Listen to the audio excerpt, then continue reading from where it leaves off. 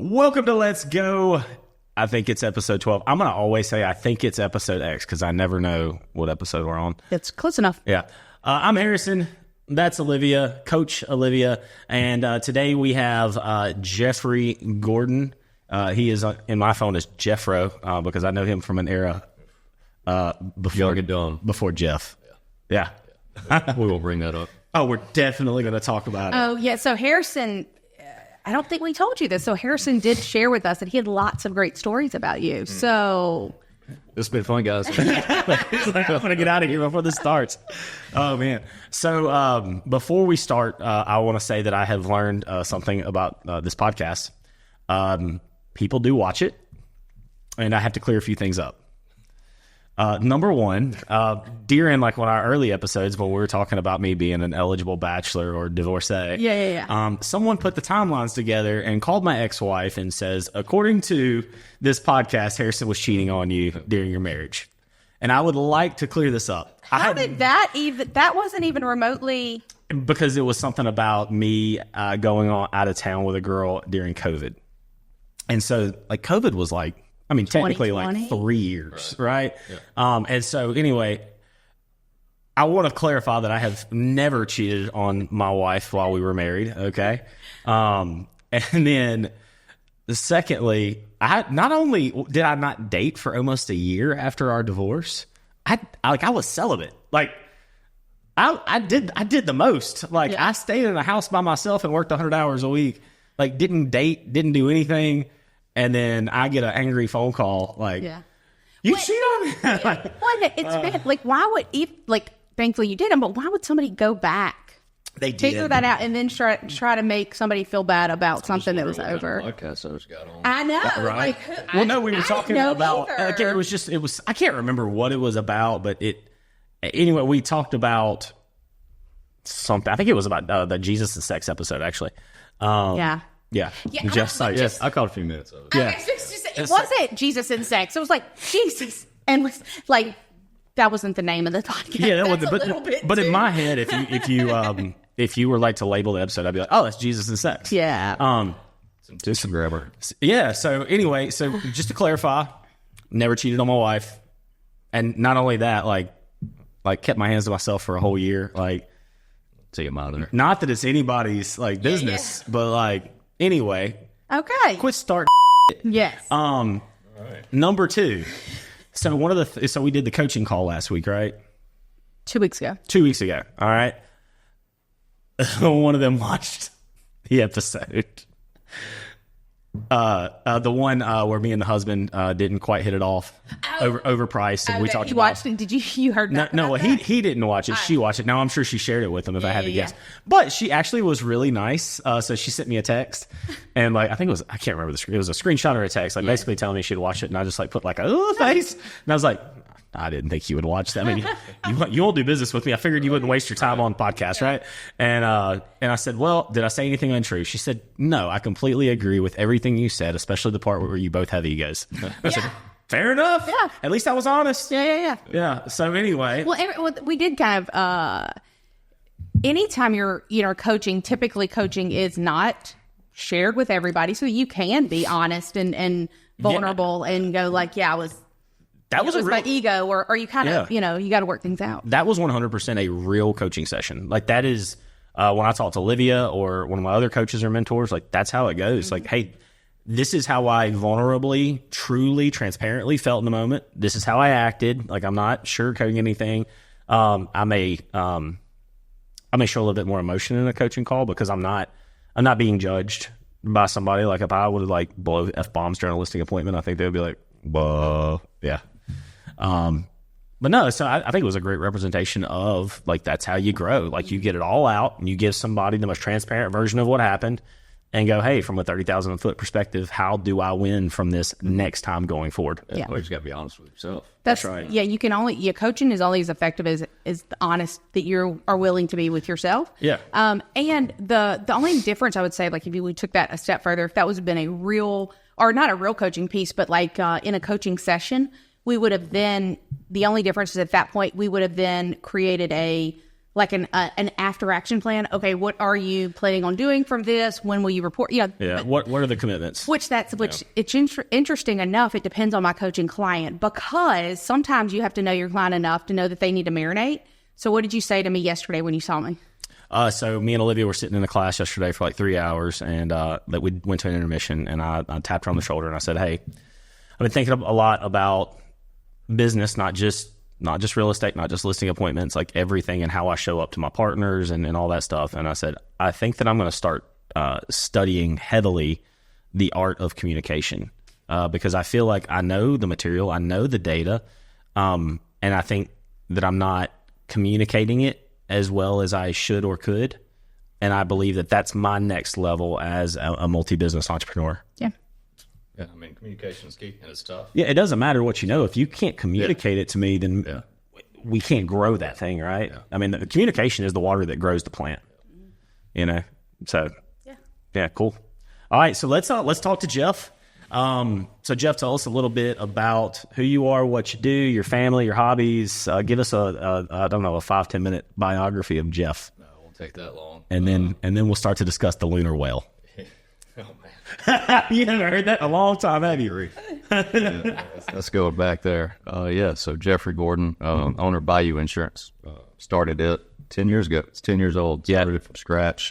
And what kind of insurance do y'all do there? So Bayou's, it's commercial, like 99.9% commercial, mostly trucking. Your Harrier stuff at your State Farm, your shelters, your Main Street stuff done right. That's our world. Okay. Got into that 10 years ago, but I've been in insurance since 2006 or 7. Holy cow. So it's kind of been a journey, finding my way. Worked for multiple agencies and bought an interest in an agency and realized I just need to do my own thing. So started Bayou from scratch 10 years ago, and 10 years still standing. Yeah. It's like this, Yeah. That's a business thing. Yeah. It is. I was reading something this morning that said, once you get to the peak of the mountain, then there's the next mountain. Yes. So it's like, we got here, now it's, back up. You got to climb that thing again. So Bayou Insurance, of course, you and I are partners in parish protection. That's kind of what I call my sister company, doing home and auto. Mm-hmm. More Main Street business. Yeah, and that thing's doing well. It is. Yeah. Shout out hashtag Jen Rux. Girl Jen. Yeah. That girl Jen. Jen's Yeah. I mean, I don't. I guess I don't know that industry well enough to comment on a pure metric. Jeff probably would. But we are consistently picking up 50 new policyholders per month right now. Yeah. Like That's Jen is average, and that's just our connections, just networking and doing a good job. Yeah. No, man. She's Nothing magical. It's her. What I've noticed about insurance agents is they will build their book till they get to a level of income where they're comfortable because they have the residuals, and then they have to meet their quotas for whatever their franchise is. Yeah. And then they take their foot off the gas and they start going on 3-month vacations, hunting trips, fishing trips. Are you talking about Jeff right now? He is 100%. I was just thinking about that this I wasn't on purpose, but if I described you, I apologize. But you get to pick your income because there's residual effect there. As a real estate agent, I don't get that. Like, I'm always hunting for the next transaction. If I don't find the next transaction, I starve. Mm-hmm. Every closing is an unemployment date? Pretty much, yeah. And so we see a lot of insurance agents take their foot off the gas.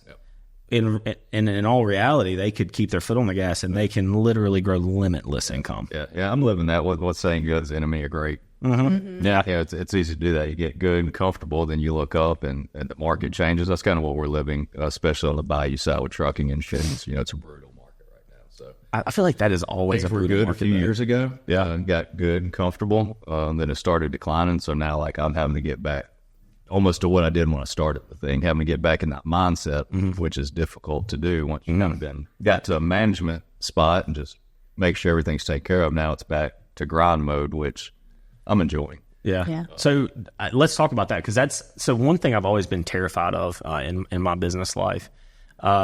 We've built this thing, and then the business, like you just said, business does this, guys. Like, there's not a business owner that I personally know where they're like, oh, things are awesome. They've always been awesome. They're going to continue to be awesome, and I'm not even worried about it, because your P&L, it lives and breathes.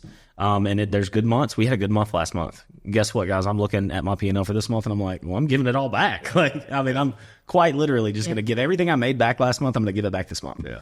And it's hard. One of my biggest fears is that right now, I think by most people's metrics, I would be considered successful. But could I ever take a step back and be unsuccessful mentally, handle that, and continue to grow something and go win? And it's the same way when things were good during COVID. I stepped completely out of sales for about 12 months. Yeah. Well, my P&L went in the shift of the Q4 of 2022. I don't know if that's about when it happened with you guys.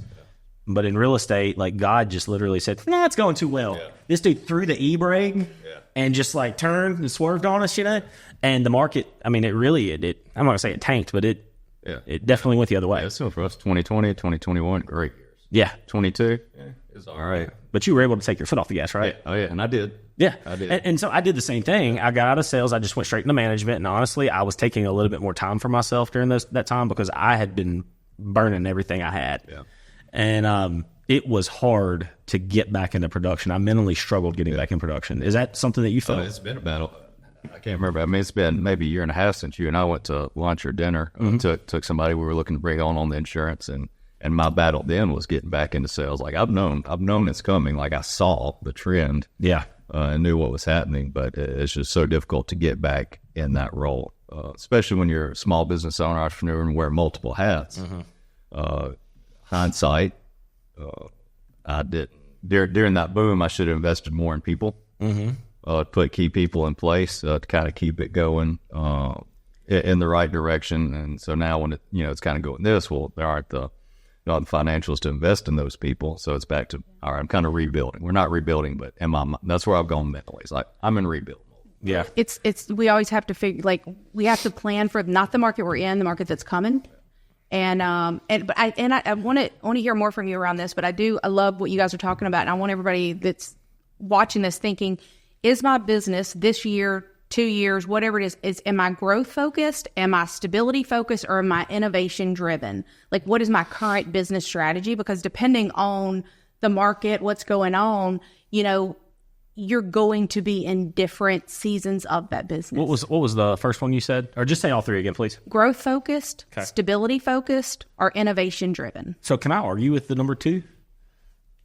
I don't think there's such thing as a stable business. I think you're either growing or dying. Growing or going. Well, stepdad said that years ago. Yeah. It's true though. So I think it's communication. When you hear stability, I think you hear not try to grow. Stability, think of it this way. So like maybe a steady path for growth. Well, you can intentionally be in that stable phase, like saying to get comfortable. Yeah. Good. Well, in the stability... Well, I thought I was stable, and then I look up one day, I'm like, I lost $100,000 in the last 30 days. So the stability, like if you think about, okay, like heavy grow. Now I've got to put things in place. So I want you to imagine like there's a level of stairs going up. And so you've got, growth, stability, and then the next level, right? Well, so what happens is concentration, growth, and stability. Concentration is like when you're just doing it. You're grinding, right? Well, the challenge and what you guys are describing, unfortunately, is that concentration. We do it. We hit what feels like momentum. Everything's feeling good, but we haven't put the systems in place to manage that. So guess what happens now? We go back to concentration. So we only stay in concentration and momentum. We don't get to stability. And so we're in that vicious cycle. Yeah, and I think it's probably always that cycle. I mean, honestly, but if you can get to stability where you have systems in place, it doesn't always go. You're right. Like that, you're never not going to ever be in concentration again. Yeah. But if you don't get to those stability where you're putting systems in, it's a faster rotation into concentration. There's got to be a better word than stability for that, because I see stability as that next level entrepreneur, next level CEO. Like, so one of my biggest struggle in business is I think I'm a great 3 to 5 year business owner, and I have not really been able to evolve anything past that. Like I can help. I've read that book twice. Have you implemented the book? I mean, I've done my best. He has the knowledge. Yeah. I have the knowledge. I have not quite turned it into wisdom. I'm an encyclopedia. I'm a wealth of knowledge. Yeah, Jeff has read all the books. And I probably read them 2 and 3 times. Yeah. Well, this is when that's where you need someone like myself or somebody, in that pod with you, because what happens is knowing makes no difference to actually doing. So you have some information, but now, because I know how to weigh 130 pounds. I don't weigh 130 pounds. I know it's a surprise, right? So Me too. Cheers. Yeah. So it is. So reading it is just one step. Now you got to treat it like a workbook. You got to have that person in place. You got to do the activities, and you got to have that. Somebody has to come along with you with that behavioral style to go, okay, we're going to talk about this week. Okay, great. We're going to talk about this again next week. Okay, this is the third week of the month. We're going to talk about this, right? And so that's that. When we talk about instead of stability, if we think systems and models, duplicatable systems and models with everything. Yeah. I mean, it's key. But you're always in that cycle. So like the goal line's always moving, I think. That's business. So as it moves, those systems, processes, people have to change. Like I have no doubt I'm the bottleneck in my agency. I probably told you that. You may have told me that. Like no doubt. Do we suffer from the same problem though? Is that like, so I'm going to use Lily Roofing as an example. Lily Roofing, if you looked at its financials, if you looked at its structure, it actually is already caught up to THLT. Wow. Mostly. I would say 75, 80% there. And we did that in a year and a half. Yeah. So THLT is a 5-year business. So in a year and a half, we created a 5-year business. Yeah. Really good at that. And I feel like I could do that in most sales industries over and over and over again. And yet, right. Like there's the and then. Yeah. So do you feel like you suffer from the same problem? It sounds like that's just your next level. Yeah. I'm quite literally confused by the next level. Yeah. I know what the business is supposed to look like. And I don't want to make up an excuse here, so anybody is welcome to correct me. Yeah. It would be a lot easier to see that next level and envision that next level and financially fund that next level in a larger market. It almost so like the amount of money that we spend. All right, so let me give you an example. So I used to be a franchise owner of a large national real estate company. It is unnamed. If you know me, you'll figure it out. All right, I know the P&L. I know what it costs. Like I mean, for 100 agents in a year. Do you remember the budget when you were there, Olivia? When you were TL? Okay. I spend in one quarter to have the market share that I have with 12 agents that they spend in a year on 100 agents. True or false? Mm-hmm. Yep. You know both P&Ls. I can't spend any more money. Yeah. The market will not give me any more money to raise the baby. Yeah. So this is what I want you to think about though is if you already knew how to do it, you'd be doing it. So what you've now talking about is that you've fallen into that gap trap. This is where I am. This is where I want to go. I'm not trying to get there. The gain in the gap. So now that's the Wait, focus. did you read that book? Or maybe I listened to the Blink. I don't know if you know Blinkist. Have you heard of that? No, I've seen the book. And never read it. No, Blinkist is an app. So it's the cliff notes for all of those books. So you can go listen in 15 minutes, get the highlights of the book to either know if you want to dive deeper and read the whole book. Yeah. Or I could just do the highlights. Yeah. It's like $100 a year. Just check it out. I'm about to get so smart. Yeah. There's a book called The Blink, though, right? Not to get too off subject. Somebody mentioned it. But yeah, so I think, you've got yourself in this box. It's just similar to Bayou. So, I was in year 2, 3, I don't know. I had a marketing rep come by and we were talking to agencies. Once you've get, maxed out in this zip code, like you're kind of done. And I was like, no. So you may be capped in this market. Yeah. So that's why every successful company. So if you look at roofing company, now this is something that roofing taught me that I did not know out of real estate. Now real estate's been trying to teach it to me for years and I refuse to learn it. Mainly because real estate salespeople, I shouldn't say that out loud. I'm not going to say it. All right, so retract. Yeah. When I look at the most successful roofing companies in our state, in our area, in the country, I have noticed this: they don't strive to be number one in any market. If I can be number 2, 3, 4, you're making plenty of money. Yeah. So I know right now. So Lily Roofing, to my knowledge, the best of my knowledge, from what I can tell, talking to our suppliers and who's making the most orders, we're hovering around number 3. And I know what our net profit is per year with our current model. And I'm like, okay, we're in a DF market here. Shreveport's a C market. If I can go to Shreveport and take the same market share there with higher price points and higher markups, because bigger cities just typically have better funding, right? People have more money, they have better jobs, and there's more fish to fish in the pond. If I do that, I can make X. But I can do X because I already have all the tech and all the subscriptions. Right. All I have to do is move my licensing over there, set some ads. I already have an executive admin that we're paying good money to. We can hire a mid-level admin on this side for 20, 30% less. We already have an operating partner. We're paying him regardless of where we open that second branch or not. He gets profit share, And now for not a third, but I'd say 2 to 3/5 of our overhead in Monroe, we can take the same or more market share in Shreveport.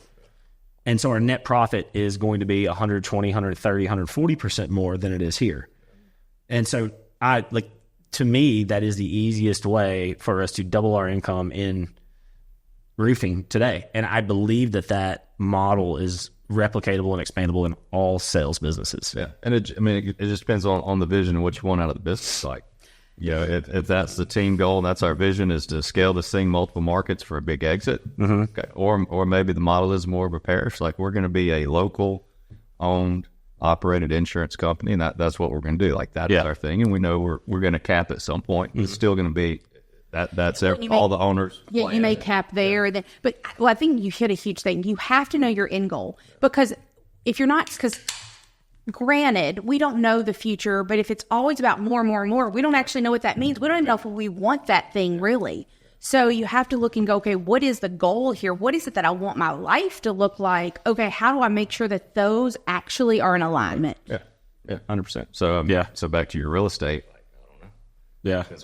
What's your so I would like to grow it, and yet I've found easier ways to make money. It's so funny that the whole world's after real estate commissions, and I'm like, God, those things suck. Yeah. Like, there's so many other ways. Yeah, no, it is quite literally the hardest way I make money today. Yeah. It's just how I know to make the most money, and that's what funds. Like, the reason that you want to be in business with me is because I have the largest real estate database in Northeast Louisiana, possibly even the entire state. I don't know.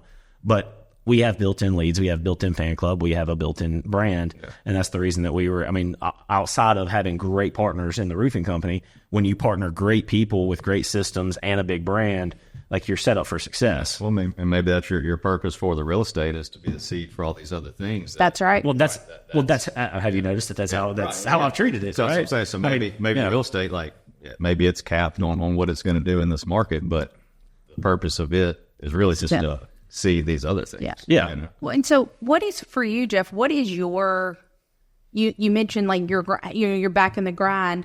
What is your end goal, or what is it that you want what do you want your business to be known for? What do you want, what do you want to be known for? Yeah. Well, obviously the end goal, right, as of today, for Bayou is an exit at some point. We're 10 years old. I don't think any of my kids have interest in insurance, How much? For me, trips a hustle. When I was born at 5 years old, I was like, I'm going to be an insurance agent.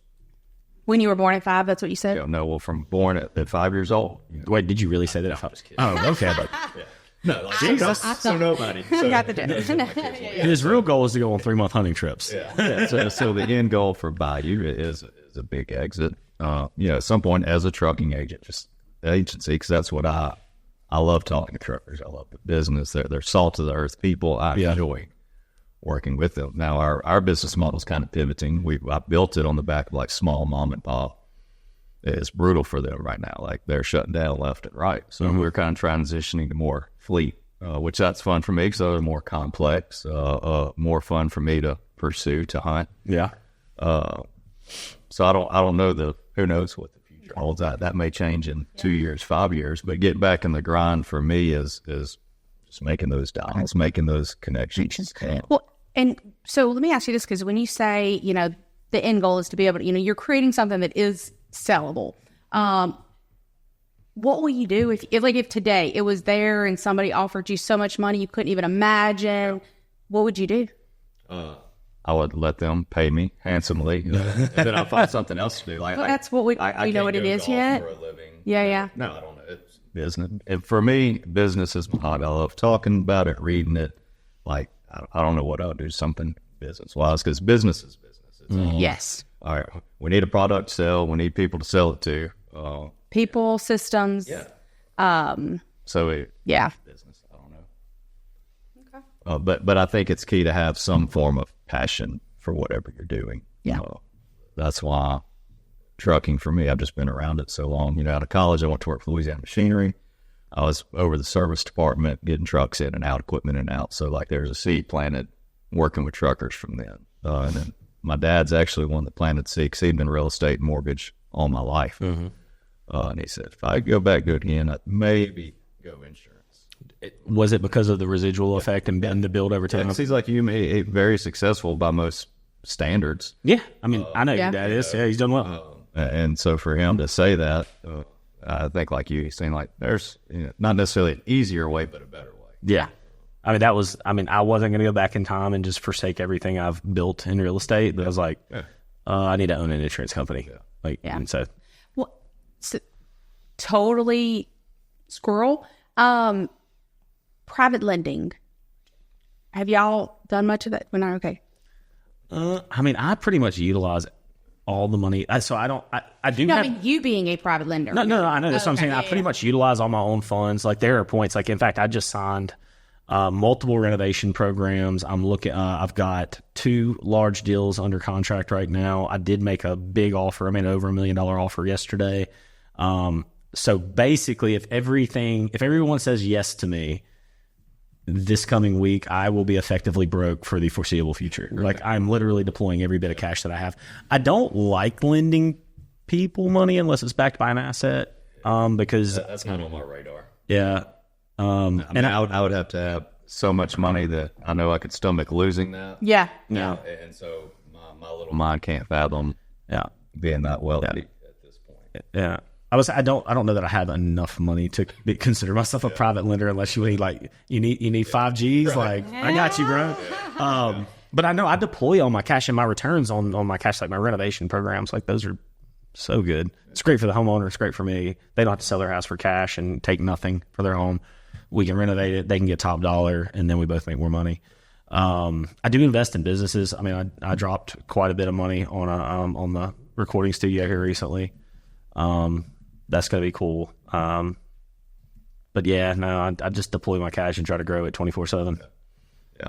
And back to before the squirrel took off. Yeah, sorry about that. The end goal, and part of it for me, and I guess it's having 3 kids, and especially I got a 7, 8, and 16-year-old. So really, I look at what I do in business as setting an example for them. Like, it's hard. It's not easy.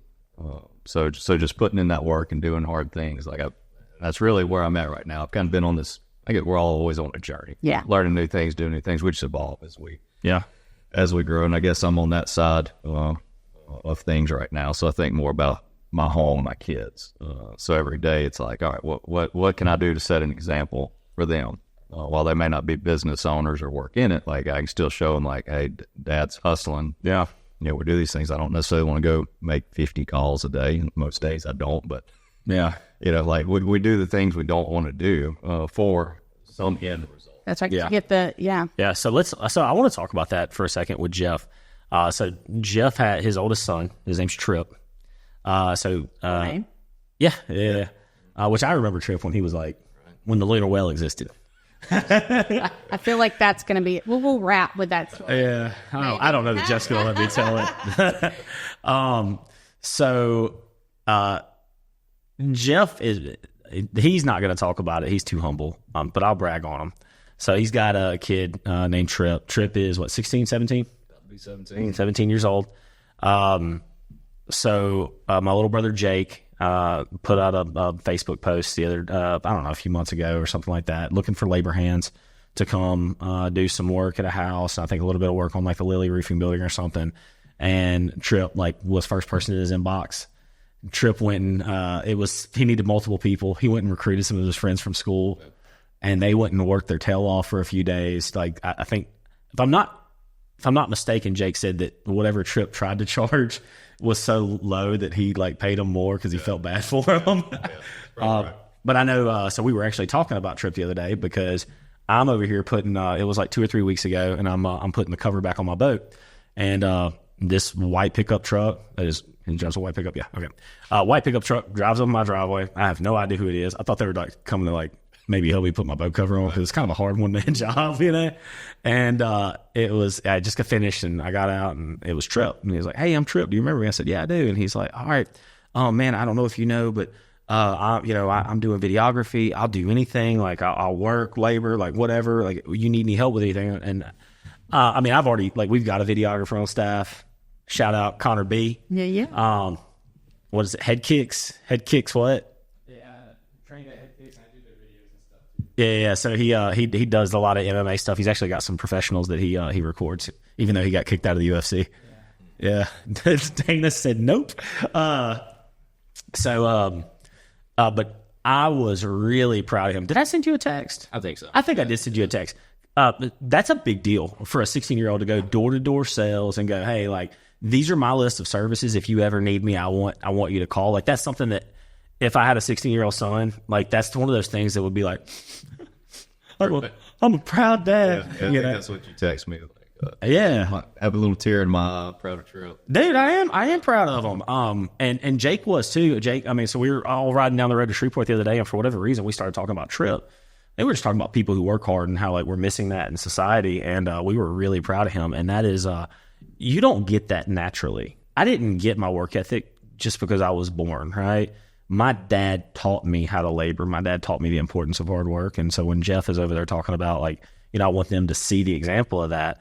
The example that Jeff has shown has bared fruit. Yeah. And so, dude, I just want to tell you, congrats. Most days, and I think I may text. It was either you or Jake's. Both of y'all text him that same week. Jake's reused him for some stuff, and he texted me, man, thanks for that reinsurance, because most days I'm like, what am I doing?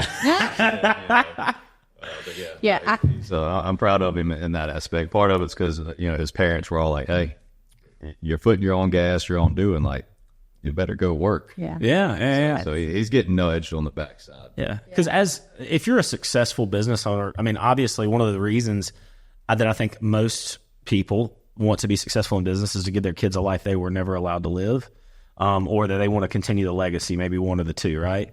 Now, my family was full of love, but not full of money, and I wanted to be able to provide both.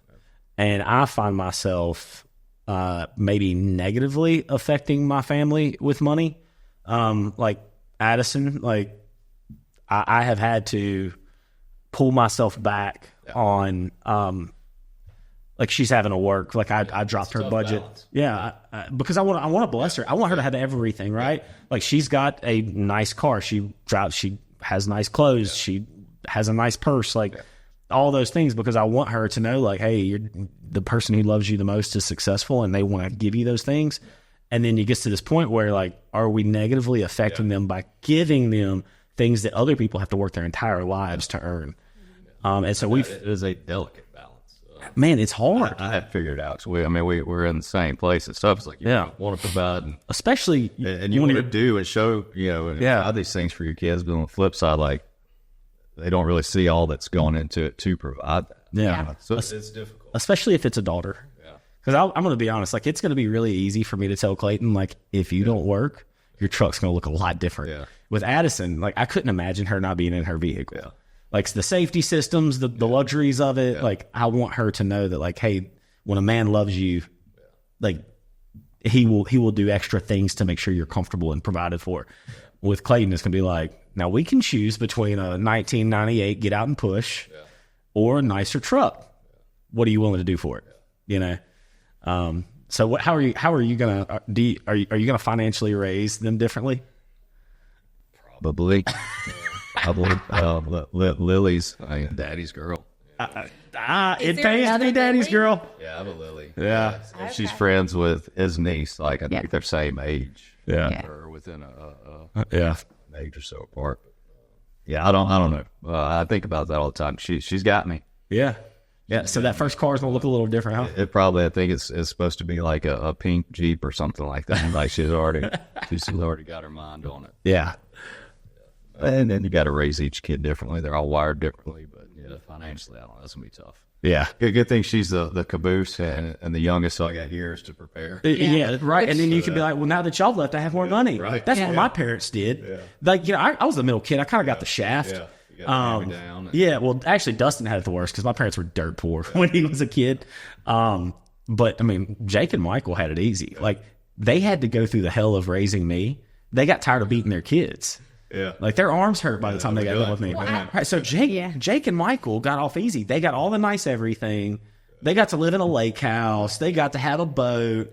They got to drive nice new vehicles. Like me and Jenny and Dustin, absolutely shafted. Well, and I think too that I watch, parents and his kids grow up. It's when your first, maybe second kid or whatever, parenting is a really hard job because you don't know if what you're doing is good until they grow up and they're a good person or they're a serial killer. Like it's almost like this huge gap. So you don't know if you're being effective or not. And I do think though, I watch, parents with their kids. And I think also the longer you have kids, the more you realize that like God did a really cool thing.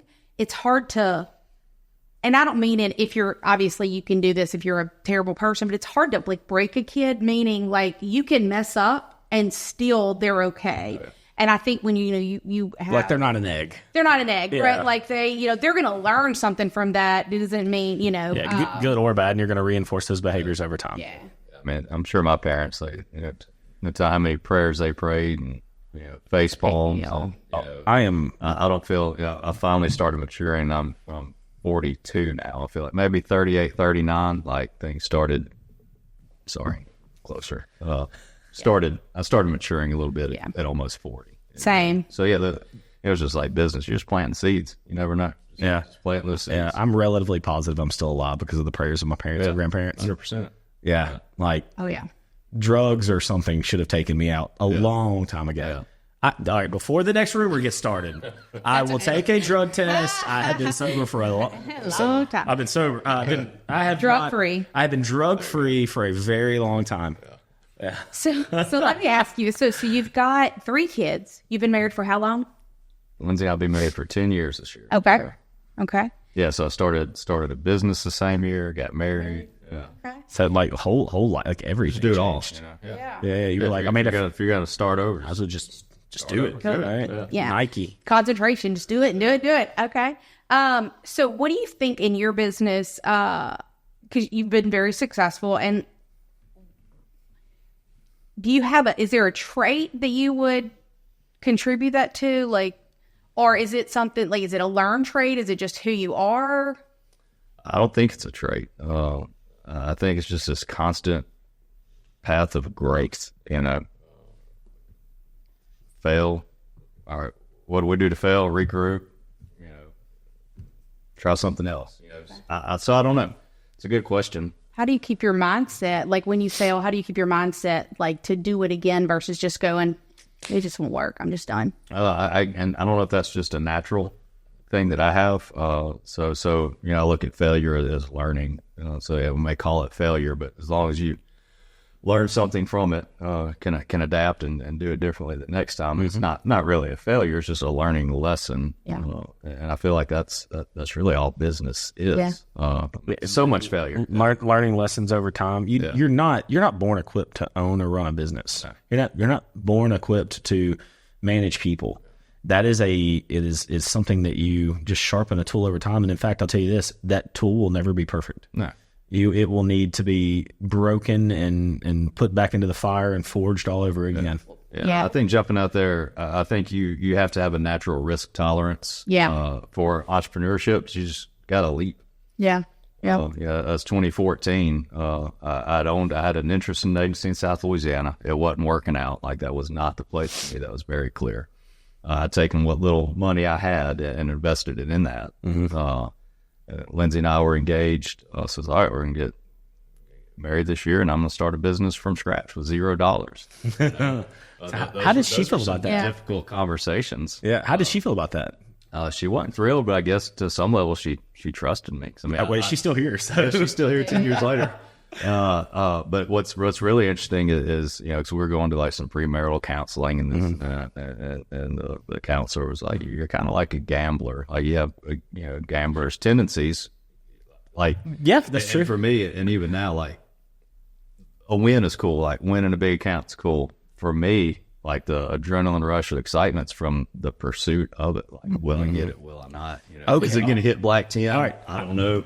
I was over here taking notes and I couldn't remember exactly. Like it hit me, one of the stories that you told me that I wanted to talk about, because Jeff has one of the. So when you talk to Jeff, like, all right, so you hear him talking over there. He's somewhat monotoned. He does not get excited about anything. I'm so excited right now. Can you not? Oh, cool. So Yeah. So me and him were talking, and he came up, like, he was talking about this business line he was trying to get. So it's an insurance appointment that he was trying to get, and he could not get in touch with the person that he needed to get the appointment. Do you know what story I'm talking about? My domain, my website I built. Yeah. This is the best freaking marketing idea. Like, or I don't know if it is. Yeah, it is a form of marketing. Anyway, all right, tell a story. It's awesome. And there's been a few of those. Like, Alivia, I lost my shit when he told me this story. You have to be creative and aggressive. I mean, you just have to be. And I'm not naturally like an aggressive person. Like, I'm pretty even keel. Anyway, this was an insurance company that had come back to the state. Like, big time deal.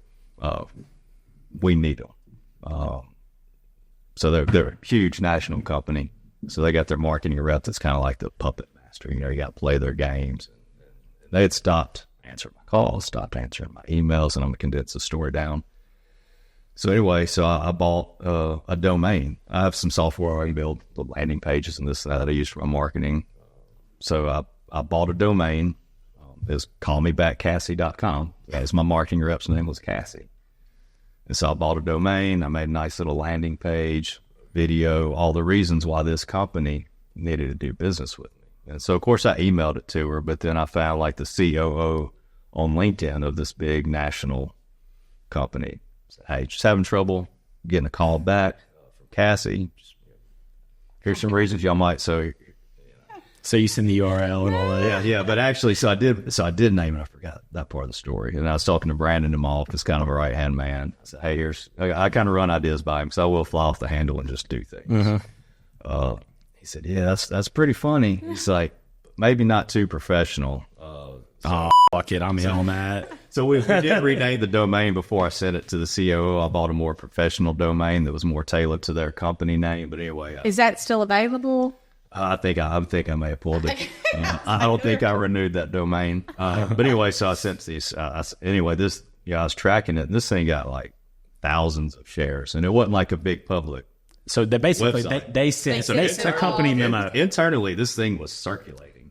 How did you feel about yourself in that moment? I felt great, dude. No, when he told me that, I seriously I got amped. I was like, that's great. Like, I am seriously gonna, like, when a seller is like not wanting to work with me, I'm gonna start like, why do like I don't know. I think so I'm gonna go a little bit more even aggressive than you, because that's just who I am.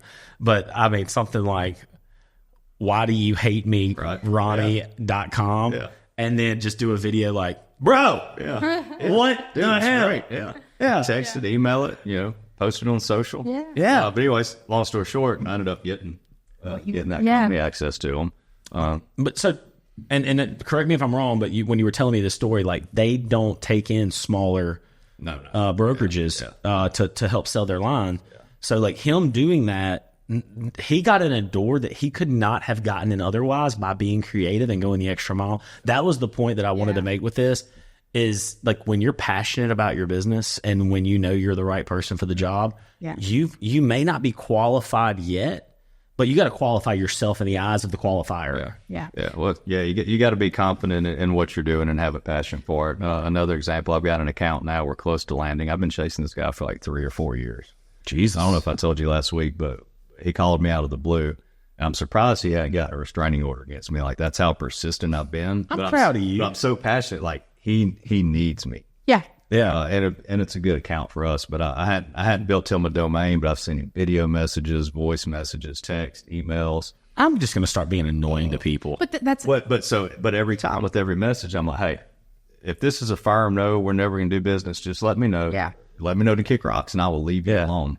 Yep. He never did. So I kept that as permission to continue on. That just gave me a great idea. I would have been like, after like my 10th message, send me back the words "fuck you" to unsubscribe. It makes me read fanatical prospecting. Is that the sales gravy guy? Yes. Yeah. I may have blinked that one. I don't know if I read the book. Well, it's fine. It just in there. I'm about to be the blinkiest of blinkers. What it was interesting about that particular book, it really is like if you're fanatical about prospecting and going, I'm gonna figure it out. You do things differently, and so you had an end goal, and you're like, you could have stopped when everybody, you could have said, I did everything that I could. I mean, I sent an email and I called her once. Shorter restraining order. You got to be aggressive. Yeah. I mean, don't want it to get there. Well, intentional. I'm even saying intentional. Hey, right? if you get the restraining order, then you know it's done. Yeah, like they Okay. They spent $500 to tell me they hate me. That's fair. Yeah, that's fair. I I like too that you left it open and like, hey, look, if this isn't, kick rocks, I'm out. But it's if there's an opening, I'm here. Yeah. Yeah. When you're fanatically prospecting, like you have to have in your head a mindset of they buy or they die. Well, one of the two. Buy, die, or sue. The key to it is you have to be passionate and believe in what it is you're doing, what you're trying to get this person to. There's got to be something behind. Well, I think that's the difference too, because like when I used to call expireds, I already knew these people had listed their house, so they had a desire to sell. They're willing to pay a commission. They are now disappointed because they didn't get what they want, and it's not just okay, I want to sell my house. Like it's prevented them from improving their life in some way, right? So I knew that I was really good at that, so I was adamant. Like you need to talk to me. You can tell me to kick rocks, but I promise if you talk to me and you see what I can do for you, and it's not fine, but don't. I would be doing you a disservice if you and I did not talk. Yeah. And I think that's the you really do have to believe that, like, look, I have, like, let me at least ask some questions. Maybe I'm not the right fit, but you at least need to know who I am, or I'm doing you a disservice. Yeah. I think it's got to be that passionate that it's in your best interest to talk to them. Yeah, I appreciate that reminder. I forget that sometimes. Especially back in the sales grind, because I'm like, I'm just selling. Yeah. But no, there's something behind it. Yeah. Reminding people why you're like, hey, like being in a relationship with me is going to benefit you. Yeah. Like, think about that. Think about the benefit. You're going to use somebody. Let's use the person that benefits you the most. Well, somebody said this years ago, and I do believe this. I care too much about you to let you go that route without at least understanding this. Now, again, we all adults, you do what you want, but it's on me to make sure you understand. Yeah. Or me. Because if you don't know me, we can't go anywhere with it. Yeah. Yeah. Well, seek first to understand and then to be understood. Right. Namaste. Yeah. That has stuck in my head, by the way. 7 Habits of Highly Effective People. Have you read that? That's what we should do with the book club. Oh. You will. Look, no, you say that. It kind of went like this, huh? Yeah. Well, so yeah, he didn't have his right who. See, he's got the idea. Now we got to. What the book club on who, not how? No, that would have been funny. No, it was on Buy Back Your Time. Okay. Which, by the way, I'm on my second time reading it this year already. In fact, it's the only. Now I've read excerpts and snippets. Yes. Summaries of other books and listened to some stuff, but no, like who not how. Buy Back Your Time. I have listened. I'm listening through it the second time this year. I get so inspired. A few weeks ago, I was cooking breakfast for a bunch of people, and everybody else is asleep, and so I'm like cooking breakfast for like 2 hours by myself. And I'm sitting there listening, and dude, I'm telling you right now, you know how like you're like about to get into a fight and like literally feel the blood like rush through like your shoulders. You were amped up cooking breakfast. Dude, amped. Yeah. Amped. I need to hire some people. Yeah, no, like I could have jumped through. Like, no, I immediately at that point decided, and I don't know when it's going to be, but I am going to make everyone who works with me in an ownership capacity is going to read that book with me. Yeah. And we're going to sit down and figure out how we grow that business and 10x shit over time. Yeah. Because I truly believe the key is there. I mean, it's the same thing as who, not how. Buy back your time, replace yourself, whatever you want to call it. Same principles. Yeah, but the methodology is just completely there from A to Z, and it's exciting to go. If I find the who and I have my buyback rate, and if my bottom line is worth $300 an hour or whatever that number is, and I can get somebody to pay me for $300 an hour for a task, but I pay somebody else $150 an hour to do that. And then I can help that mold that person exactly into who I am or how I believe my business should be ran. And I replace my training through camcorder method and I do all that stuff. How many times can I sell that job and make $150 an hour profit? And it's not my time anymore. Yeah.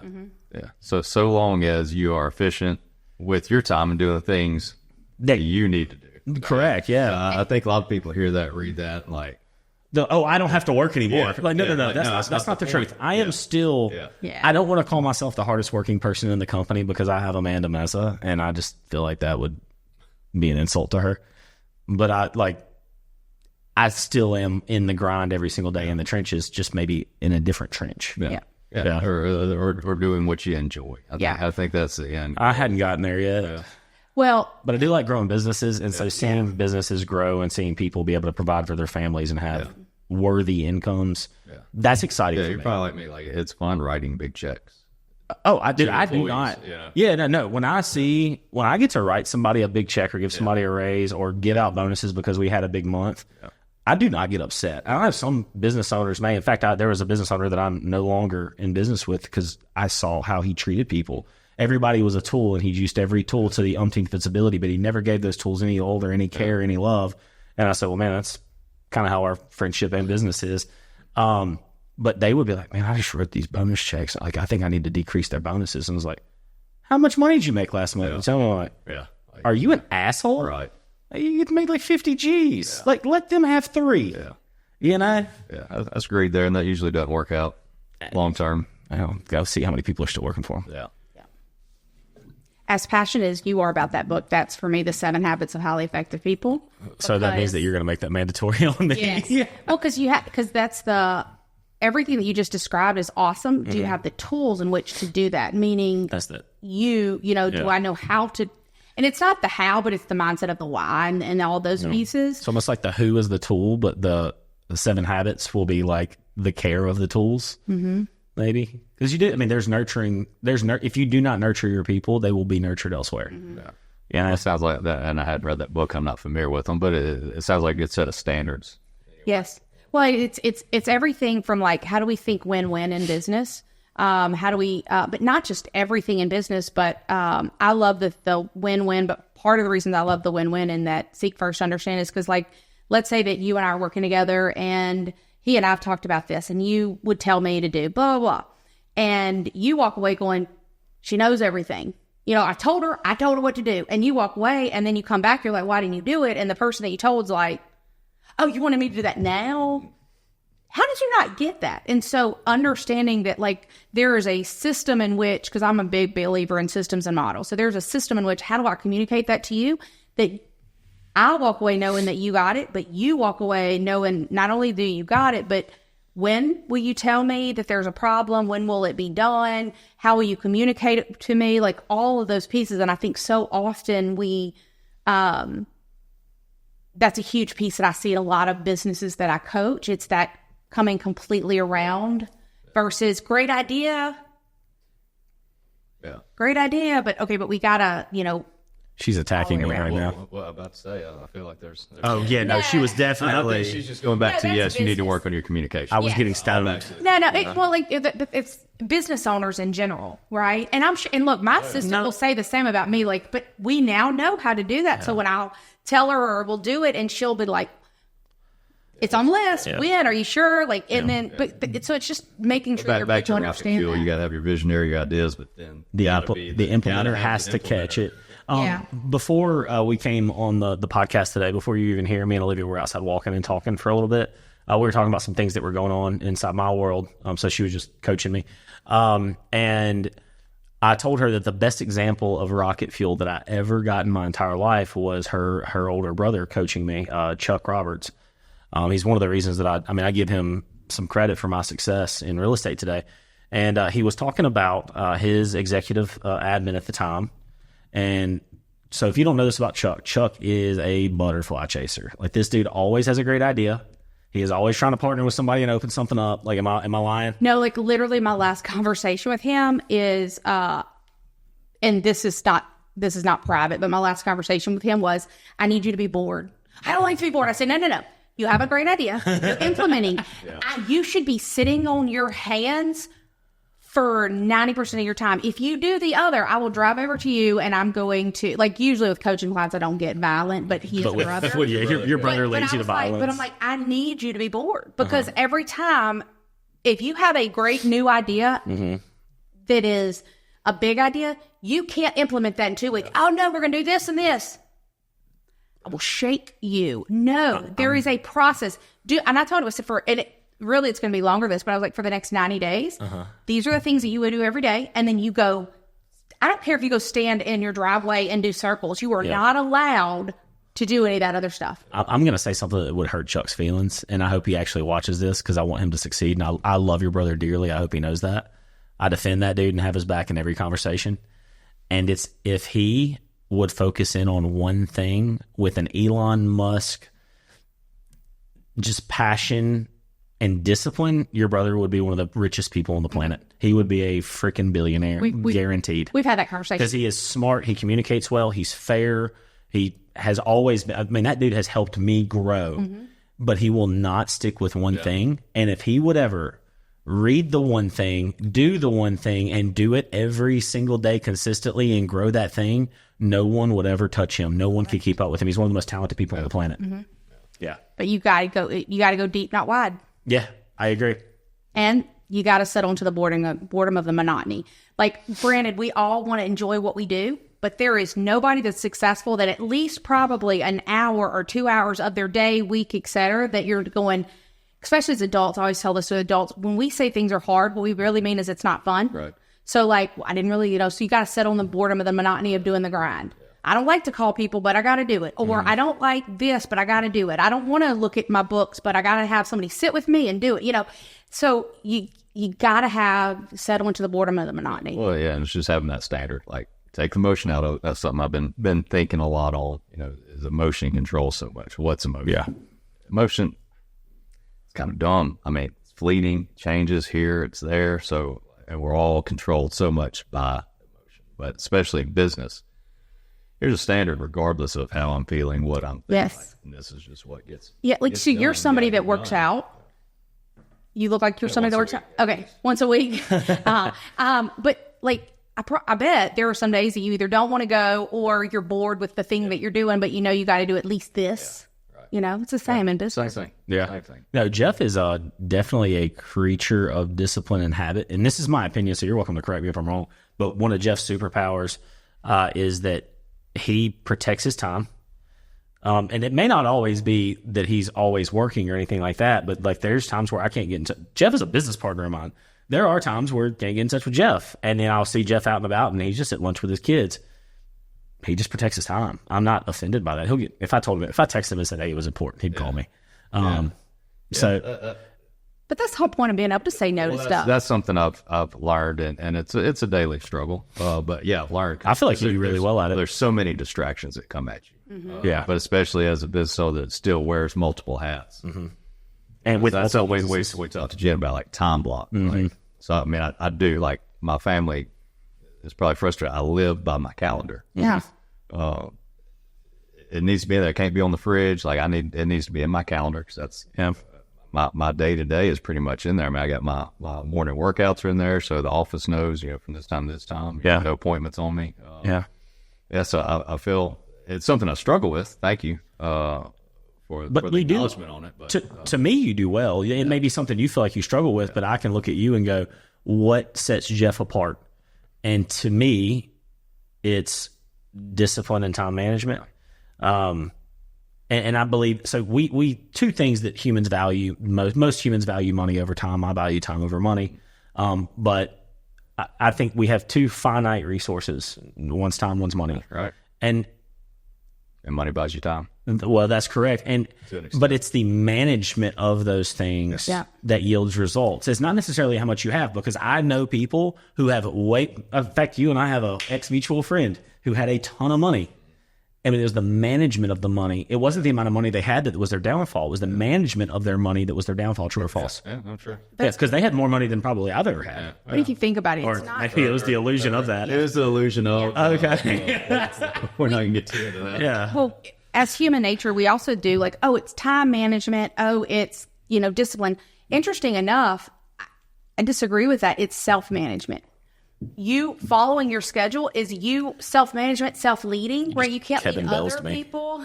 You're wrong. Well, no. I mean, it's in addition to, because we tend to talk about. We're sitting in that meeting yesterday, and Brian Bindley is talking, and Brian's a smart dude. He studies before he speaks. He does not. Yeah.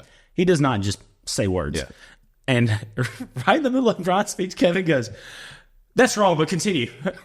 But then he cleared it up, and so me and Brian shared a look, and Brian just looked at me, and he went, and I went, and I was acknowledging what Kevin said. Kevin interrupted him, telling me it was wrong. Me and Brian, there was only 2 or 3 people in that room that were well versed in this in the subject matter, and me and Brian are 2 of them. And Brian looks at me, and I look at him, and I'm like, yeah. Kevin. Yeah. And so Kevin did go. He digressed later. He goes, "I have to apologize. I heard you incorrectly." Brian, you were right. Yeah. And I was like, yeah. Anyway, she just Kevin to me. Yeah. Well, no, but all of us, because it's easier to point to something out there that's the problem instead of it's self-management. Yeah. I think it was, y'all probably saw this recently. I think it was the guy from was it the Netflix guy? I can't remember. But he talked about Tuesdays.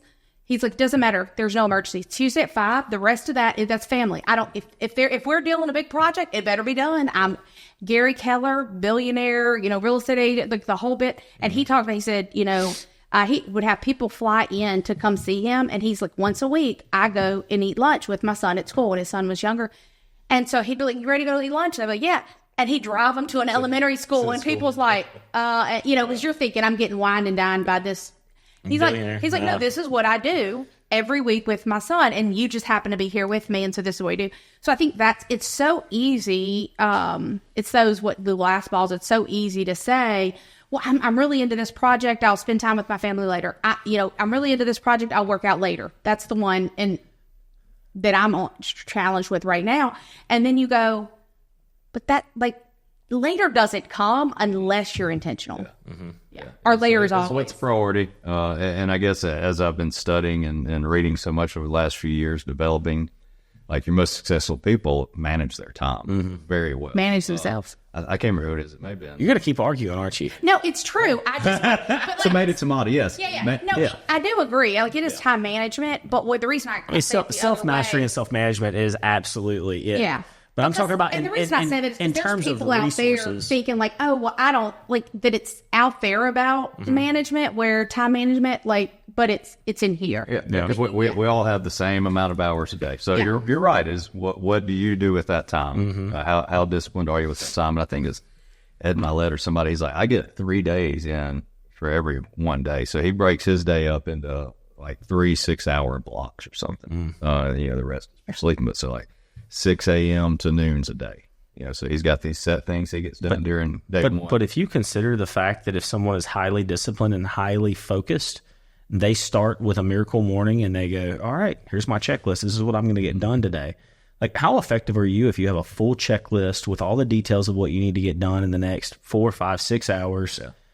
And then you can literally launch that, and you can do, I promise you this, I can do in 1 day what it takes some people 3 and 4 days to do. Yeah. And I think the key is not to say I'm going to do these 12 things. That's right. Yeah. It's these 3 to 5 critical things. But put it on a checklist. Yeah. Write it down. Be intentional. Yeah. Schedule your time. Schedule your breaks. Schedule your distractions.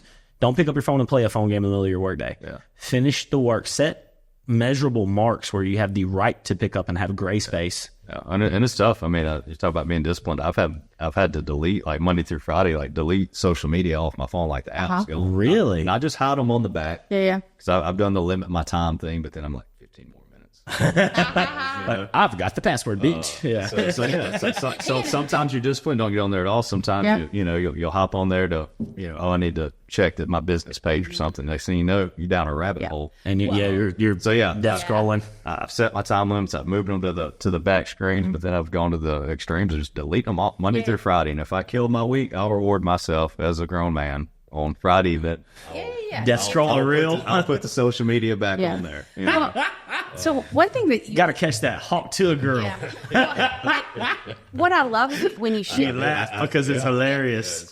when you share that, that's really cool. Like I'll notice, and we all have patterns, right? I like TV, I'm a big TV watcher and things. But we can hide into those things, right? So I realize that, or I use it as a marker. So like, let's say that I watch, and I'm like to binge. Well, if I want to watch a show, I love to watch the whole thing. If I read a book, I want to read the entire book. I read pretty quickly, thankfully. But what I have used that as a level is like Game of Thrones. Did you ever watch that? Yeah, for a little while. Okay. Wife hates me over that. Sorry. Yeah. Well, so I Wait, she hates it? No, she loved it. yeah. So he didn't watch it. Yeah. Well, Oh, I watched bro, a few it's- seasons, and I was like, I'm done. Oh. Yeah. Oh, you don't like So we fantasy never stuff? finished. Oh, so I do. So I like superheroes and superpowers, like all the, and I love medieval stuff, medieval stuff, and I like gangster stuff. Yeah, I do like gangster stuff. I'm a gangster. Right. that song is now in my head. Baby, I'm a gangster too. But so what I'll notice is like that when I break over, there's something going on in my world. So for instance, like so Game of Thrones, it had all I didn't Queen watch Dragons is back. it. Wow. See, and I probably will never watch it again. I watched it. off. No, like I didn't watch Lord of the Rings or any of those. I watched it after the whole thing was done. Or no, there was one season left. And in 2 or 3 weeks max, I watched all those seasons. I was teaching Bold 3 days a week, traveling from city to city. And so I literally didn't sleep that whole time. And it was not good. But what I realized, or when I do, so I now know, like, kind of like you have like these limits. I'm like, ooh, if I'm violating that limit, there's something that I'm hiding from. Yeah. And so it makes me ask the question, to go, okay, there's something here that I need to go unpack because this isn't getting me where I want to go, So So it goes back to what y'all started with, just being honest with yourself, having those honest conversations. All right, what am I masking here? What am I trying to get away from? Or also, like, what do I want? Yes. There are some people, I tell realtors this because there's this, so I have the THLT standard and it's around what I want you to do. But there's also our expectation conversation when you come aboard, and it's, what do you want? My goals are not your goals. But what I am going to do is make my goal, like your goal, my goal for you. Goal, right. I'm going to hold you accountable to what you want out of your life. And for some people, we've got some killers. We have the top 1, 2, and 3 agents in the board for residential only. And it's, what do you want? I want to make money and I want to grow something big. Cool. They're doing that. And then we've got people who they go, hey, I need to make $40,000. My husband has a great job. I need to make $40,000 a year and I need to be present for my kids. Cool. Let's do it. If you're hitting your goals, I'm super happy. And it's about truly being transparent with yourself and saying, what do you want out of this? And we all have different seasons. Yeah. Seasonality is a whole other thing. Well, and I also do think that there is sometimes you can help people through their limiting beliefs. So they might believe that they can only do this much to be able to spend this much time with their kids. But maybe they love what they do. So then you figure out, okay, if we want to, because I do this a lot when I work with moms, but I go, okay, so we know that there is a box around how much time you're going to spend with your kids. Like that is, so anything we do over here before we go, we're going to ask, does it allow this to still happen? And it's really cool whenever they can do way more than they ever thought they could because they saw that as a limitation at first. And yet this continues to grow and get bigger. That's really cool. Yeah. And it's amazing what you can do whenever your eyes are open by hanging out with different people. Just being around, like my story with you, I was taking 5 listings a month and I was like looking around like nobody, I mean, not nobody, but like no solo agents were doing that. And I'm over there doing it. But the teams were doing a little bit more, not much more. And then you were like, okay, well, what do you have to build in order to take 20 a year? And I looked at you and laughed. I mean, I've told this story 5 times on this podcast. Yeah, to take 20 listings a month. And I laughed at you, said, nobody does it, can't be done. And then we built the business that takes 20 to 30 listings a month. Yeah. And it's like the 4 minute mile whatever that theory is. You know, like nobody thought, once Somebody broke a it. human ran a 4-minute mile. Well, now everybody is running a sub 4. Then 6 people did within the next 18 months. You just knowing that it, Because mentally you go, it is possible and anything's possible, but you have to change your personal beliefs. You have to change your self-management, and you have to change who you're hanging out with. Because if your sphere doesn't believe you can do it, you can't. What are you asking the right questions? I love the when people get frustrated with things. Dinah Hakoska taught us this, and on one hand, it's almost aggravating because you're like, when you're frustrated, you don't want to be fascinated with anything. But if you're frustrated, our brain literally stops. The creative side of our brain that solves things just stops. It shuts down. So every time we get frustrated with something, if instead we go, you know what? And it can be as small as, hey, I can't seem to get out of the house on time with all the kids dressed and me not yelling at them. Okay. Or it can be as, okay, I'm trying to go for my business from this level to this level. If you get fascinated, and I think this is what when that lady wasn't calling you back and you got fascinated with, when you get fascinated, you think, how can I do this differently? What am I missing? What do I not know? How does somebody else do it? And you figure out a whole new piece. And so I think that's a big piece of that. Like when we're not getting what we want, going, okay, instead of getting frustrated, let's get fascinated and figure out what that thing is. Yeah, because it can't be done. It's just hard. How?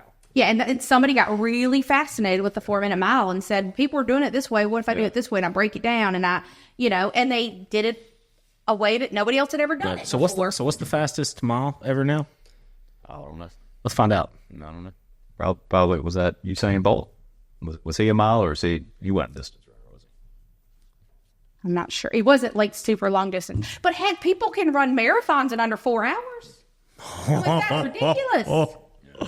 What? What is it? Take a guess. I mean, 3 minutes and 40 seconds. It can't be under 3. No, God, no. No. I watched one of the fastest people I've ever personally seen run his tail off on a 400. And, he barely broke a minute. Really? And then now this was also I think it was my freshman year of college. So, I mean, there's obviously better athletes. Much under 4. Yeah, it's got to be 350. All right, so we're doing Price is Right. All right, so let's do it. All right, so Price is Right rules. Closest one without going over. Yeah. I think I'm sticking with, or I don't know what I said. So I'm going to say 3 minutes, 3:30. Just go with $1. No, I mean, just so up 4 is unimaginable. So it's got to be like 54. 3 minutes, 52 seconds. Jeff, all you had to do was say 3:31 and you won. No, you lost. This man does not watch his episodes. Yes. 3 minutes, 43 seconds, and 0.13. Wow. Holy cow. What is the average mile an hour? Swift. That dude was running, son. I'm probably averaging like a 12-minute mile. He come it's like No. Guerrouj. Well, that's like Garage. Even like when I was Garage. Well, look at the NFL players when they run and I'm going and they're big guys. I mean, obviously they're muscular, but I'm just like, that's so fast. It's crazy because I don't know that I would have thought that, but yeah, like you mentioned the 12-minute mile. Whenever I was running the ultras, that was the fastest. Which I was built for distance, not speed. The fastest I've ever run, I ran like just a mile. And now if I was trying to do 10, 20, 30, 40 miles at a time, like I ran, like I was happy with 11, 12-minute mile. But the fastest I ever ran a mile was a little under 9 minutes. And I was like stoked about that. And I'm like, now I could not have done a mile 0.5. It was like, I left it all there. Yes. But yeah, so you've got the insurance company. What would you say is you obviously employ people. What is it that you find is the biggest challenge with running a business? And part 2 question is, how do you, when you do have a challenge, how do you overcome that challenge? Like, do you have a process to overcome a challenge? Gosh, the toughest part, I think, is just the weight that we carry as business owners. Like, I'm not just responsible for my family; it's others' family. So failing's not an option. But that's a weight when things aren't going good, that it's real. And especially the way I am, like that just stays internalized, probably comes out in other ways. Yeah, my payroll weighs on me. It really, like, and not because it's coming out of my pocket. It's that if I can't make it, Yeah. you know? Yeah. So that's for me personally, my biggest challenge is knowing, all right, if I make a wrong decision, if I, something for some reason, like it's not just me, like it's my family, it's these other families. But that's also a motivator too. So I guess that's one of those things, like that's a fear, but that fear is a motivator to this thing ain't gonna fail. Yeah. Whatever I got to do. There's just no like back into I'm back in sales mode. It's who's our number one salesman? It's me. Yeah. So I'm getting back in sales mode. We're about to really grow this thing, and all these families are gonna be taken care of. What was part two? When you have a challenge, do you have a process that you walk yourself through to like overcome when you have challenges? Probably more recently. I guess the process is, all right, what is the challenge? What is it? Okay, what is this? How do we fix it? I guess because I'm a pretty practical person, so it's okay. Let's map this out, whether it's got to be on writing or calling some people and say, here's something I'm dealing with, and get input from others that I know have either dealt with the same thing, but nothing can't be overcome. So I don't get too rattled by issues. It's just, all right, what's the problem? How do we fix it? Yeah. Well, something that I wanted to point out that was interesting, and thank you for sharing that, is when I've asked that question, Scooter, you, probably everybody, Charles, everybody that we've had on, and we've asked, like, when you some version of when you have a problem, what you do, how do you, and it's everybody's has been like, I call somebody, because I do think sometimes if we're not vulnerable to say like I have a problem, some people can just hold it in and not say anything, like I have to figure it out on my own. And there may be a little bit of there, but reaching out to somebody and saying like, hey, that seems to be a steady stream of like how successful people have people they can talk to. Unpaid, unofficial board of directors that I can reach out to. People at different levels of business that I can reach out to. That's huge. And then some problems, it may just, I may shut the door and bang my head on the desk. And Yeah, but everybody needs somebody though. Yes. And we all answer to somebody. I don't care if you're the most powerful person on the planet.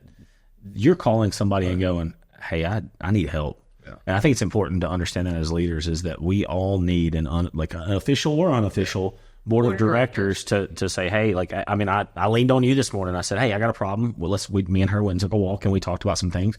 I didn't have the answers. Yeah. People are looking to me for answers. And I'm like, I don't know what the right decision is. I've never been through this situation, but let me talk to somebody who or has coached somebody who has been, or let's figure this out. Yeah, you have to be. So you have to be, humble enough and not stubborn to think I know for a fact I don't have all the answers. And I've always said 2 heads are better than 1, 5 are better than 2. Now, so depending on the size of the problem, I may talk to multiple people and get multiple, answers. That's right. And just, figure out what's the best way. But you gotta have a group to run things by for sure.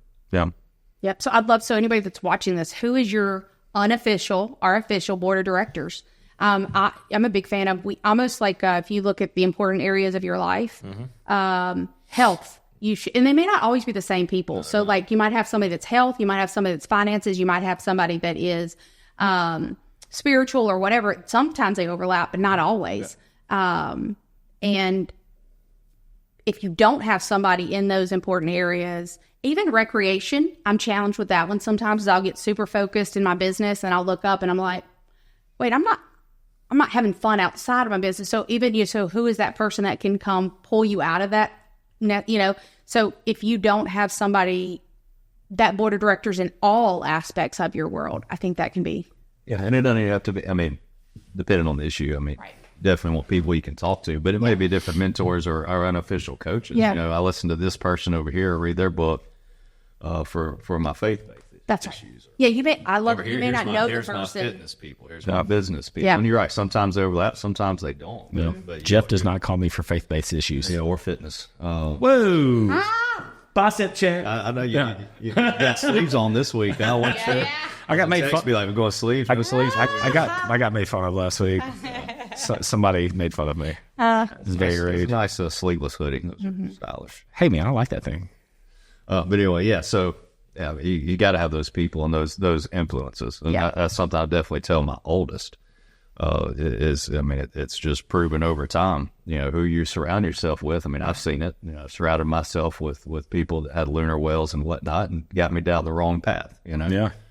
So it's key. We're gonna talk about that. No, we're not. That was it. Yeah, that was. Well, no, not necessarily lunar well. There's some questions that I think are constructive that will help people. Yeah. Well, so, so this is the other question that I would have for you, and either you or both. So, Gary Keller talked about he wanted to have influence over who his son hangs out with, and what he started doing. I don't know if it's a question, but something. Do you do something similar? I guess is. He said so. What he started doing is he would pay the kids that his kid hangs out with to read books, because then he knew that's actually who a was great influencing them to influence, like a right? book club inside your sons. And I thought that was pretty cool. That's tough. That's one thing I struggle with because everybody has their own journey. Yeah. You know, I've been down my own path and hope that my kids don't have to go down the same path. Hopefully they can learn from my mistakes, but it was my journey. Yeah. You know, it got me to here. I think it's a fabric of definitely who you are today and why you have strong beliefs about who you're going to be. Yeah. And then that's really more so what I wanted to talk about in reference to the lunar whales is that your life has completely changed. Yeah. I would like, for whatever you're comfortable sharing publicly, your life, if you went back, let me see, how many years ago would that be? So I would say, 10? I would say about 15, somewhere between 12 and 15 years ago. It's been a long time. Yeah. 12. This is when I met Jeff 15 years ago. No, 16. Well, because you got married when you were about 32. I met Jeff when I was 19 years old. 2008-ish. Okay. This is when I just got back from Bible college and I started working in a bar. Yeah, so let's call it 16, 17 years ago. Yeah. The whole Bible college, I think I think my brain just broke. I want to start the clothing brand that says, I love Jesus, but I say the word. Yeah. It's accurate for me. Yeah. Still work at church. Yeah. I always said that I wouldn't mind being a preacher if they'd let me cuss in the pulpit. Yeah. It's all about your message, I guess. Yeah. It's just a passion. It's just a passion. Yeah. So, so let's, so your life has absolutely changed. You started your life over later than I did. So my life got serious around the age of 26. And that would have put you, you changed your life about 12 years ago. Yeah, I was midlife crisis. Well, no, you'd have been about late 20s. Yeah, that would have been about 26 because you graduated in 2000, right? Wait, how old are you right now, Jeff? Same age. I'm 42. You're 42, so you'd have been 32. So you started started over a little bit later. 32 when he got married. Our paths first crossed probably 28-ish. Yeah, he was about 28. Yeah. So I got serious about life around 26. Is when I realized that I was not doing the right thing. My grandparents always used to tell me, because I was doing really well. Like most people don't know this or think this, but I was making over 6 figures in cash in bars.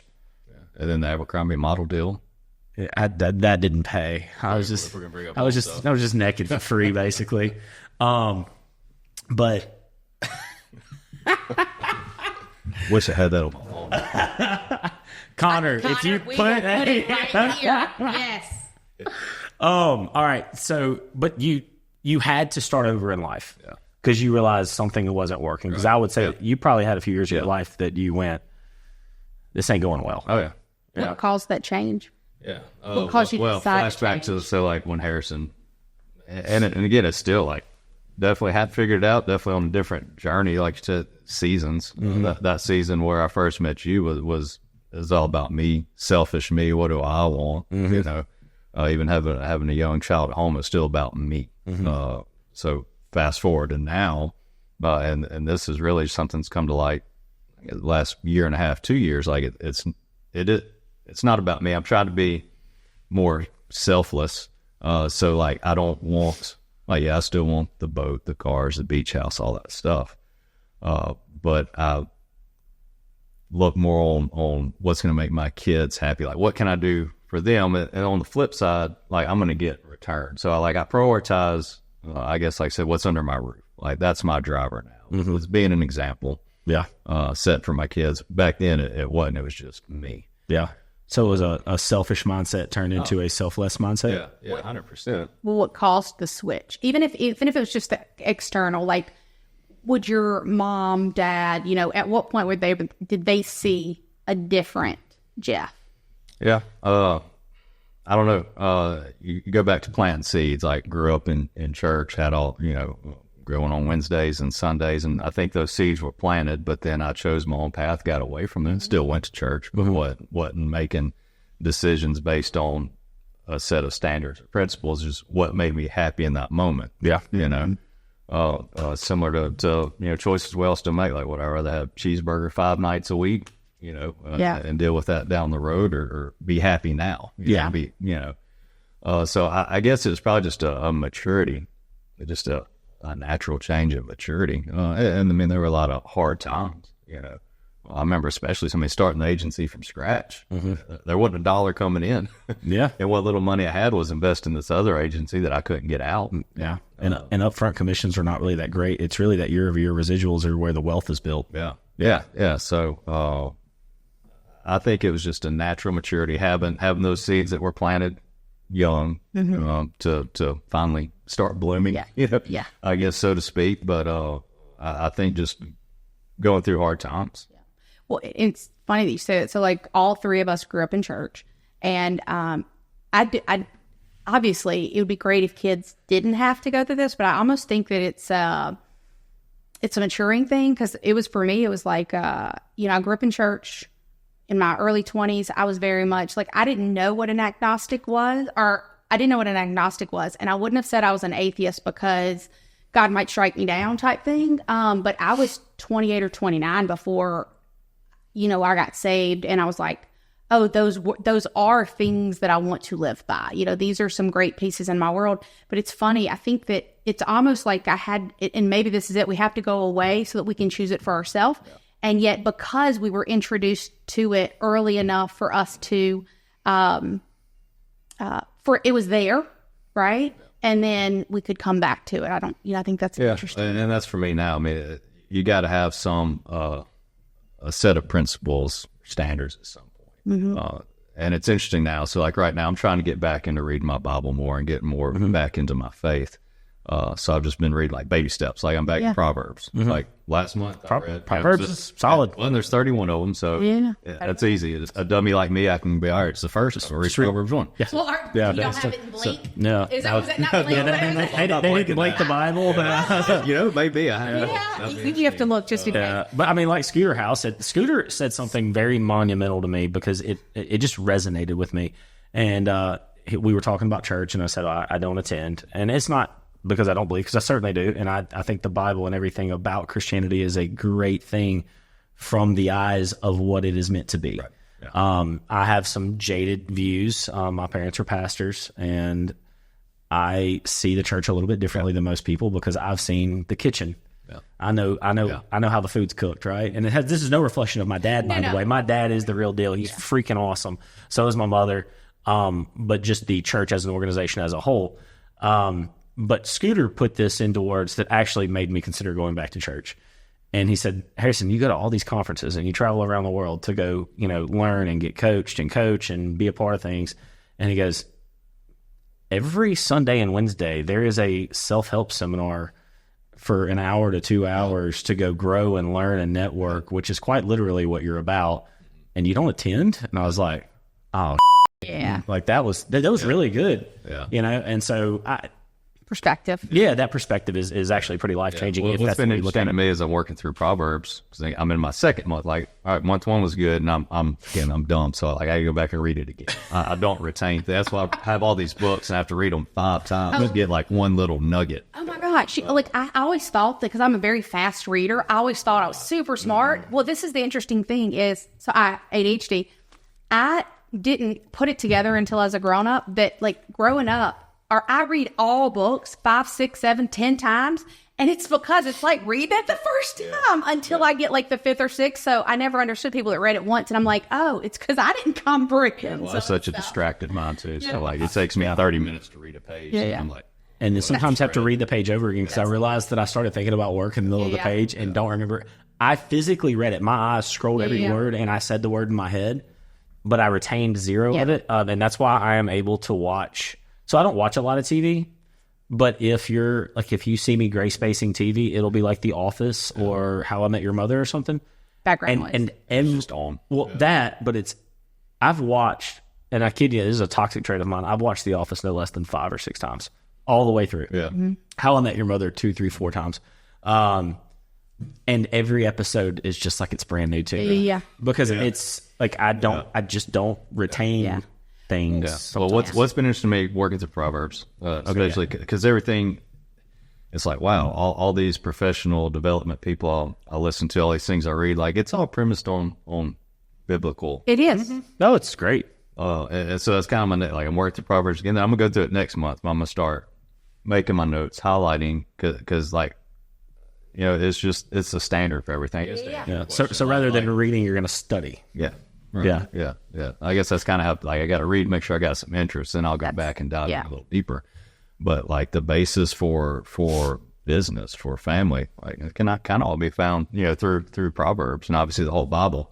But and again, I guess that's something that comes with maturity. And maybe I'm sure a lot of people were growing up, similar to you, raised in a church and saw different things, maybe not as much as you did on the backside of it. Yeah. But that's something I've come back to in my adulthood is just biblical principles and how they're truly applicable to everything. Yeah.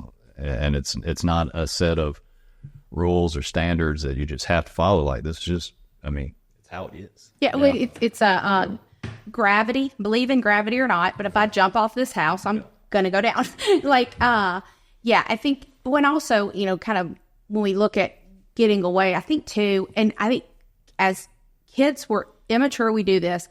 And then as we grow up and we realize things, we go, oh, okay. So I remember whenever I did step away from the church and everything, it was very much because I'd look at somebody and be like, well, they're not very Christian, right? Very judgmental and all this, not realizing, wait, they're just an adult that's going through things or doing the best they can.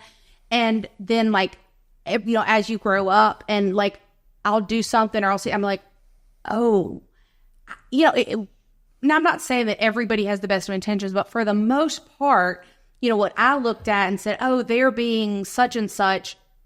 They were just working through something. They were dealing with life. We're all just people dealing with something. Absolutely. Yeah, and as an adult, I think that's the big thing is just realizing that. I think when I was little, I thought if you were a Christian, that meant you were perfect and you were. That's what we're made to believe, and I think that's why a lot of people fail, and it's because you're following God through people, and church is just meant to be a community, and it's supposed. My nephew got saved when he was living with me, and he had a lot of challenges. He's an amazing kid now, but he went out lots of challenges. Lots. We went to 4 different. He stole her vehicle. Led the police on a high-speed chase. Just crazy stuff. Grand Theft Auto at 13. 14. He made it to 14. So all that to say, definitely a troubled thing. But the challenge that I ran into, and it was with the best of intentions, but so wrong, is when he got saved, he kept hearing, not from me, but from other people, oh, well, if you were saved, you wouldn't act like that anymore. And I'm like, stop. Let God work on him. That's what pushes so many people. Church is a place for sick people. Yeah, and I was just blessed. And again, they were attempting, I believe, to do something good, but basically just tore that down. And I'm like, guys, he still got, anyway, so it was that. I think we have to be really careful about how we say things and why we say them. Yeah, 100%, especially with kids, because those things imprint. Yeah. Yeah. It's I can't remember if it was Trip or Luke. One of the boys did something the other day. I'm sorry, I'll never do that again. I'm like, yeah, you will. Yeah, you will. But let's try to learn from it. Let's try not to do it. Let's think about it next time. Yeah. Don't promise say I'm never going to do it. That's right. Then you're setting yourself up. You're going to disappoint yourself. Let's say I'm going to make an effort to not do that. That's right. Yeah, think about that. Yeah. Yeah. So I love it. So, okay. So, as we start wrapping up, so I guess we're not going to hear the story. Look, there's certain things I blurred out, blacked out. I don't know what you made.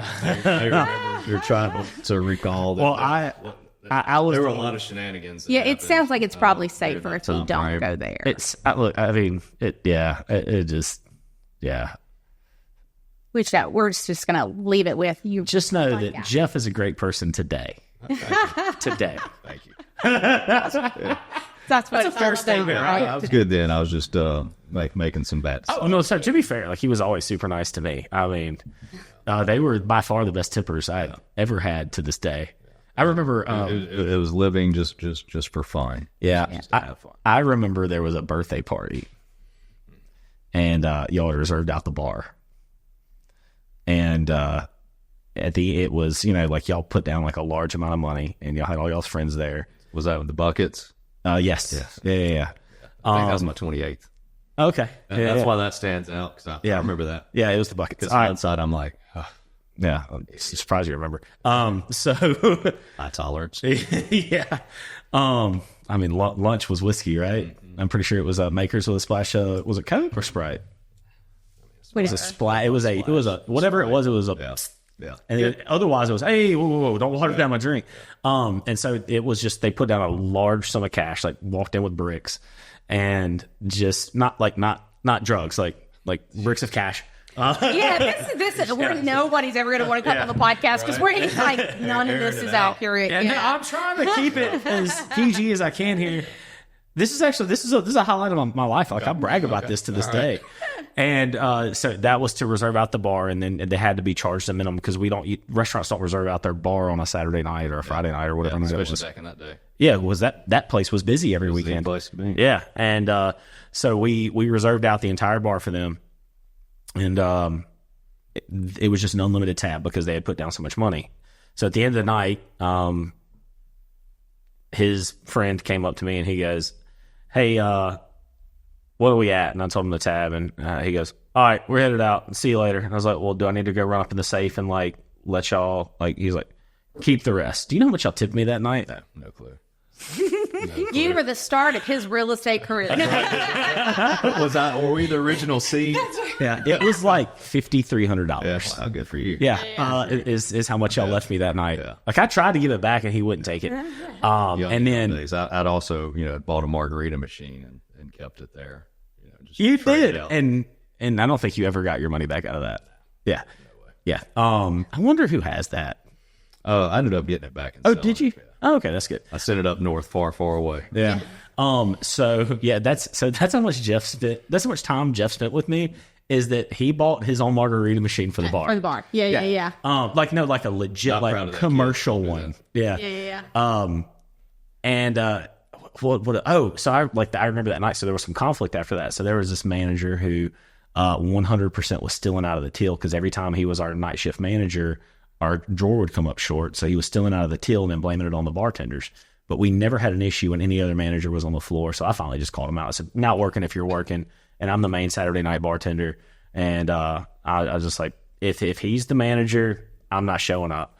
And then magically, when he wasn't the manager anymore, because he got all offended because the owner didn't have his back or whatever, we magically quit having money missing. But he was all up in his feels over how much money I made that night. Yeah. And he was trying to tax me. He was wanting his cut. Oh, yeah. He straight up, he was like, I said, "Hey, I need the money out of the safe." And I was like, "I've counted down the registers, everything." He's like, "What about this money?" I said, "It's mine."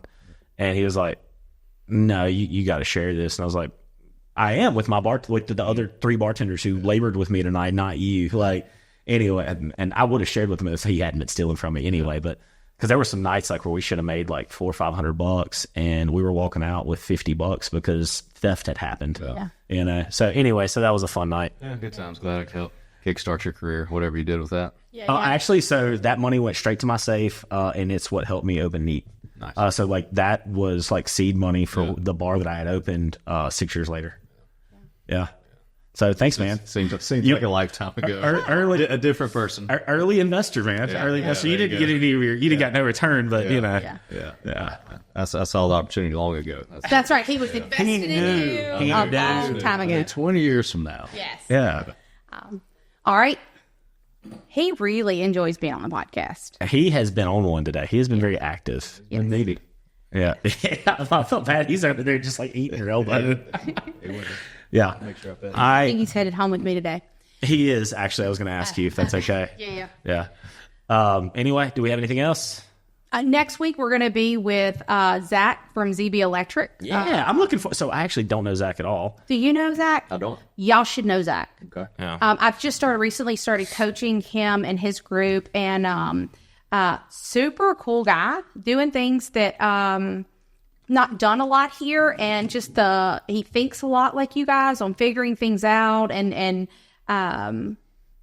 yeah, definitely. We need to set an intro up, and then, of course, next week you'll get to meet him. Yeah, he probably needs some liability insurance or some workers' comp. So Turn him over to Jen. yeah, we can get him with that girl Jen. Yeah, so I'm just selfishly going to make a plug here. If you know anybody who's in trucking or needs some weird commercial insurance, Jeffrey Gordon at Bayou Insurance. I think he likes email, so it's JG at BayouAgency.com. At BayouAgency.com. And then Jeff and I are partners on Parish Protection Agency. This is home and auto, as well as any like your boats, SUVs, ATVs, toys. Small commercial. Small commercial. So we can do general liability, workers' comp, all that good stuff. Any of your rentals. And Jen has been beating the brakes off of a lot of these captive agents that are working for these large agencies. We're a broker, so we're actually going to be able to quote you out with 10, 15 different multiple companies and make sure that you're getting the best deal that the market has to bear for you today. So if you want to save some money, give us a holler over at Parish Protection Agency. We're going to hook you up with our lead agent, Miss Jennifer Rux, who is married to one of my business partners on the real estate company, Chris Rux. So you can get real estate and insurance all at the same family, and they're great people. And they're dysfunctional family. One big, we are all that for sure. But anyway, guys, we love y'all. Thank y'all for attending. Let's go. See you next week. Yeah, we got That was awful.